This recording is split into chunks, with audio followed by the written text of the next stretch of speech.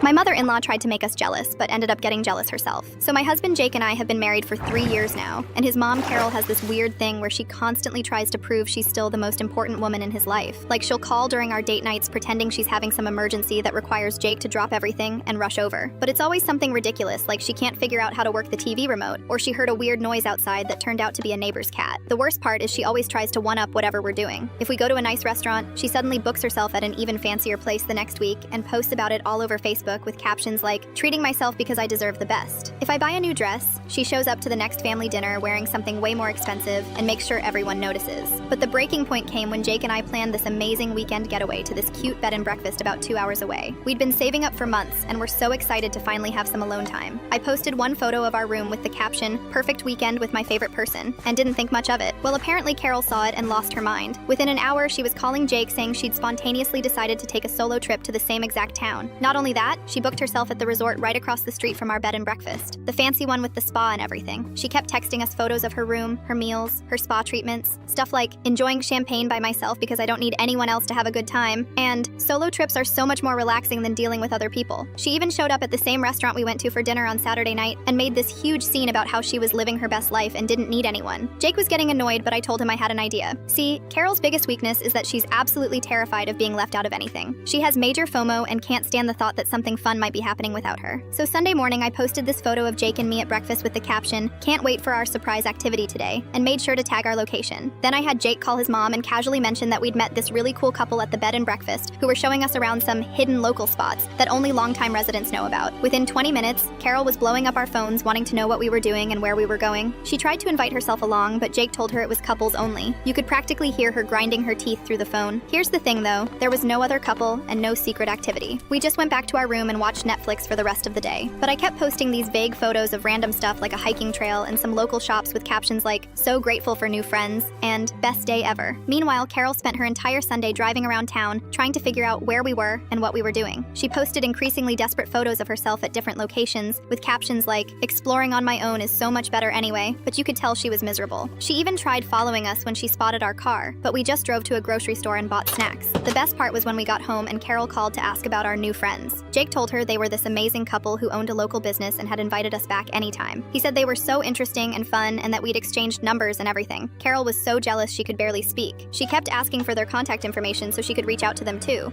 since she was in the area. When Jake said they specifically mentioned they don't usually connect with people outside their friend group, she completely lost it. She ended up spending way more money than she planned on her revenge trip, got no actual relaxation out of it, and drove herself crazy with jealousy over people who didn't even exist. Meanwhile, we had a perfectly peaceful weekend once we stopped answering her calls.